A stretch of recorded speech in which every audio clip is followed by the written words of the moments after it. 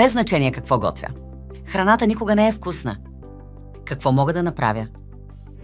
Какво мога да направя, за да възвърна апетита си? Загубата на апетит често се проявява в напреднала възраст. Обикновено това се дължи на намаляването на сетивата и мускулната сила. С помощта на няколко трика желанието за ядене и пиене може да бъде възстановено. Внимавайте с прекалено многото шумове. Ако слухът ви вече е много слаб, другите шумове по време на хранене са ненужно разсейващи. Затова не използвайте фонова музика или телевизор по време на хранене. Умишлено говорете бавно на човека, за когото се грижите. Основното внимание трябва да бъде насочено към храната. Обонянието и вкусът се нуждаят от по-силни дразнители.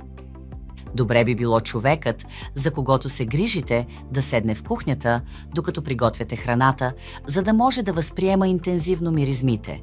Познатите миризми се възприемат особено добре. Подправяйте обилно с билки и подправки, които са разпространени в Австрия и които лицето, за което се грижите, харесва. Моля, не добавяйте повече сол. Намаляващата мускулна сила затруднява храненето. Ако нямате мускулна сила, тънките прибори не са толкова лесни за държане. Вземете вилица и лъжица с по-дебела дръжка и предварително нарежете месото на парчета. Храната с пръсти също обикновено се приема добре, защото е по-лесна за ядене. Ако лекарствата предизвикват горчив или метален вкус, приборите от дърво или бамбук могат да имат балансиращ ефект. Окото се храни с вас. Ако човекът вече има много слабо зрение, силните цветове помагат за доброто възприемане на храната.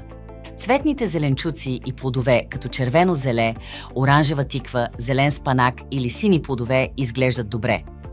Използвайте съдове, които контрастират с храната. Така че червените ястия не трябва да се сервират в кафява чиния.